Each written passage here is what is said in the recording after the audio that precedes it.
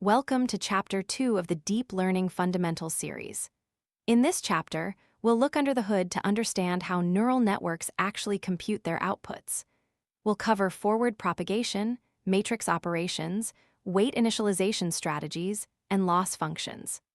By the end of this chapter, you'll have a solid understanding of the mathematical machinery that makes neural networks learn. Forward propagation is the process by which input data flows through the network to produce an output. At each layer, two things happen. First, a linear transformation combines the inputs with weights and biases. And second, an activation function introduces nonlinearity. Without the activation function, stacking multiple layers would be equivalent to a single linear transformation, no matter how deep the network. The output of one layer becomes the input to the next, creating a chain of transformations that progressively extracts higher-level features from the raw input data.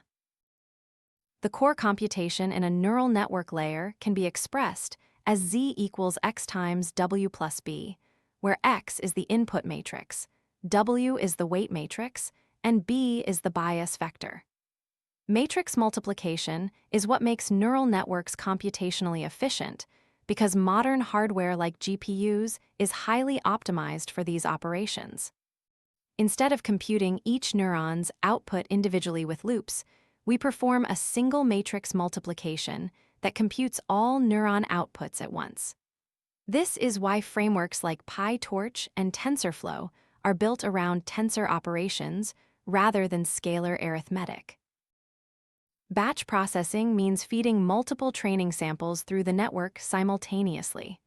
The batch size creates important trade-offs.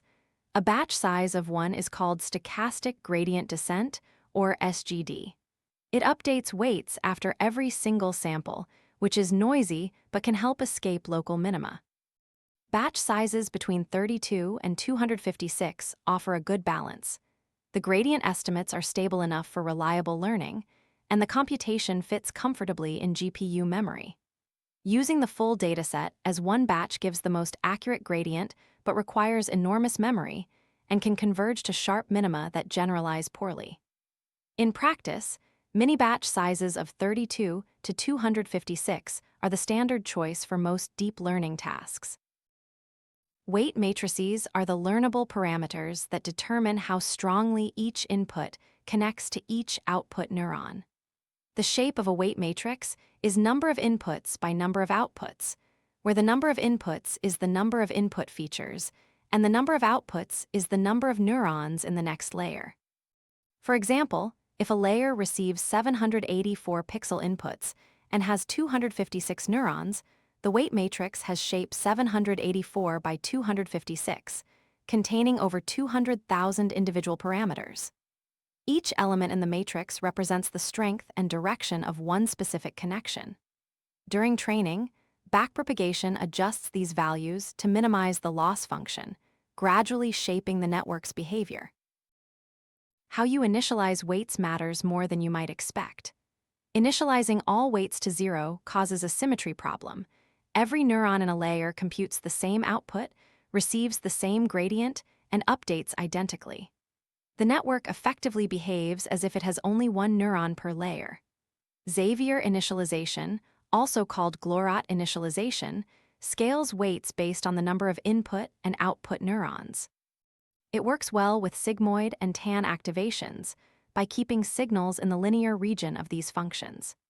He initialization uses a larger scale factor designed specifically for ReLU activations, which zero out negative values and would otherwise cause signal variance to shrink as it passes through layers. Choosing the right initialization for your activation function is essential for stable training. A computational graph represents the sequence of operations in a neural network as a directed graph. Each node is an operation like addition, multiplication, or applying an activation function, and edges represent the data flowing between operations. This structure is powerful because it enables automatic differentiation. By recording every operation during forward propagation, the framework can automatically compute gradients by traversing the graph in reverse. This is the chain rule in action.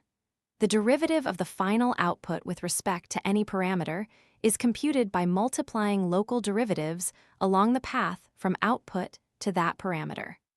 Frameworks like PyTorch build these graphs dynamically during execution, making debugging and experimentation straightforward. Mean squared error, or MSE, is the standard loss function for regression tasks. It computes the average of the squared differences between predicted and actual values. Squaring the errors has two important effects. It makes all errors positive, and it penalizes large errors disproportionately. An error of 2 contributes 4 to the loss, while an error of 4 contributes 16, 4 times as much rather than just twice. This property makes MSE sensitive to outliers, which can be either beneficial or problematic depending on your application. The gradient of MSE is proportional to the error itself, providing a clear and smooth signal for optimization. Cross-entropy loss is designed for classification tasks and works with probability outputs from a softmax layer. Its key advantage over MSE for classification is the gradient behavior. When the network is confidently wrong, for example predicting 0.01 probability for the correct class, cross-entropy produces very large gradients that push the network to correct itself quickly. MSE in the same situation would produce relatively weak gradients due to the flat regions of sigmoid or softmax outputs. Cross-entropy also has an intuitive interpretation from information theory. It measures how many extra bits are needed to encode the true distribution using the predicted distribution. Lower cross-entropy means the predicted probabilities are closer to the true labels. Let's recap what we covered in Chapter 2. Forward propagation chains linear transformations and activation functions to compute network outputs. Matrix operations make this efficient, and batch processing lets us balance gradient quality against memory and computation costs. Weight matrices hold the learnable parameters, and proper initialization with Xavier or He methods prevents training from stalling. Computational graphs enable automatic differentiation through the chain rule, which is how frameworks compute gradients without manual calculus. Finally, we covered two loss functions: MSE for regression, which penalizes large errors heavily, and cross-entropy for classification, which produces stronger learning signals when the network is wrong. In the next chapter, we'll explore how backpropagation uses these gradients to actually update the weights and train the network.